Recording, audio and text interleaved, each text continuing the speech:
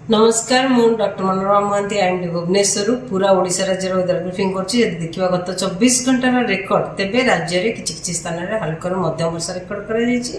ता सहित सर्वाधिक वर्षा रेकर्ड करा जायछि नयागढ़ जिल्ला रे नयागढ़ ठारे 35 मिलीमीटर वर्षा।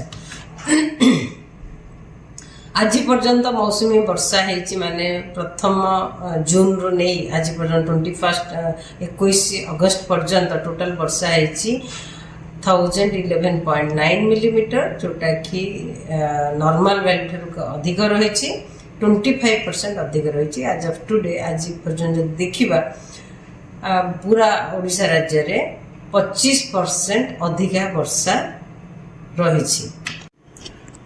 वर्तमान गोटे घूर्णिबल रही साउथ गैंजेटिक वेस्ट बेंगल एवं ता पाखापाखि झारखंड जोटा कि समुद्र पतन ठारू 1.5 किलोमीटर हाइट रे रही। आउ गोटे अपर एयर साइक्लोनिक सर्कुलेशन किंबा घूर्णिबल जोटा कि आमर वेस्ट सेंट्रल एवं ता पाखापाखि north west bay of Bengal एवं north Andhra Pradesh south Odisha coast पाखरे रही जोटा कि समुद्र पतन ठारू 5.8 किलोमीटर उच्चतार रही। आगामी 24 घंटा जदि फोरकास्ट देखा राज्य में किसी स्थान हल्का मध्यम वर्षा होबार संभावना रही।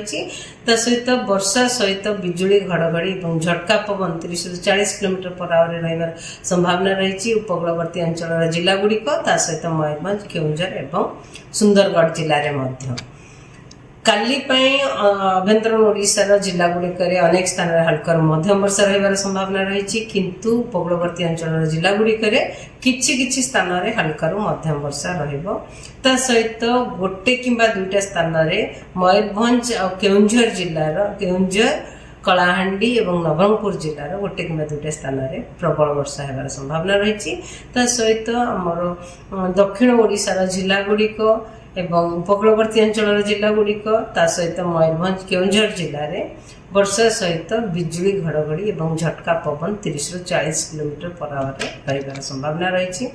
23 तारिख में राज्य अनेक स्थान हल्का मध्यम वर्षा रहित गोटे किंबा दुईटा स्थान प्रबल वर्षा रही संभावना रही। कलाहांडी बलांगीर बरगढ़ सुंदरगढ़ केउंझर एवं मयूरभंज जिले में अलग जिला गुड़िक हल्का मध्यम वर्षा रहित वर्षा सहित बिजुली घड़घड़ी और झटका पवन रही संभावना रही।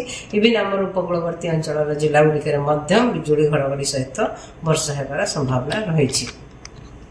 24 तारिख रे आमर उत्तर ओडिशा एवं दक्षिण उपकूलवर्ती ओडिशार अंचल गुड़िक अधिकांश स्थान हल्का मध्यम वर्षा रहिबो किंतु दक्षिण आभ्यंतरण ओडिशार जिला गुड़िक अनेक स्थान हल्का मध्यम वर्षा रही संभावना रही। सहित प्रबल अति प्रबल वर्षा गोटे किंबा दुईटा स्थान रही संभावना रही जमीक मयूरभंज केउंझर जिले में सहित सुंदरगढ़ देवगढ़ अनुगुल ढेंकानाल जाजपुर जिले में गोटे किंबा दुईटा स्थान प्रबल वर्षा होबार संभावना रही। वर्षा सहित बिजुली घड़घड़ी और झटका पवन आमर उत्तर ओडिशार जिला गुड़िक एवं उपकूलवर्ती अंचल जिला गुड़िक 25 तारिख में उपकूलवर्ती अंचल जिला गुड़िक उत्तर आभ्यंतरण ओडिशार जिला गुड़िक अधिकांश स्थान हल्का मध्यम वर्षा दक्षिण आभ्यंतरण ओडिशार जिला गुड़िक किछि अनेक स्थान हल्का मध्यम वर्षा रही संभावना रही। मयूरभंज जिले में प्रबल अति प्रबल वर्षा गोटे कि दुईटा स्थान रही संभावना रही। सहित बालेश्वर केउंझर सुंदरगढ़ जाजपुर जिले में गोटे कि दुईटा स्थान प्रबल वर्षा वर्षा सहित बिजुली घड़घड़ी लगी रही। 26 तारिख में राज्य अनेक स्थान हल्का मध्यम वर्षा रही संभावना रही। सहित प्रबल अति प्रबल वर्षा मयूरभंज जिलार गोटे कि दुईटा स्थान रही संभावना रही।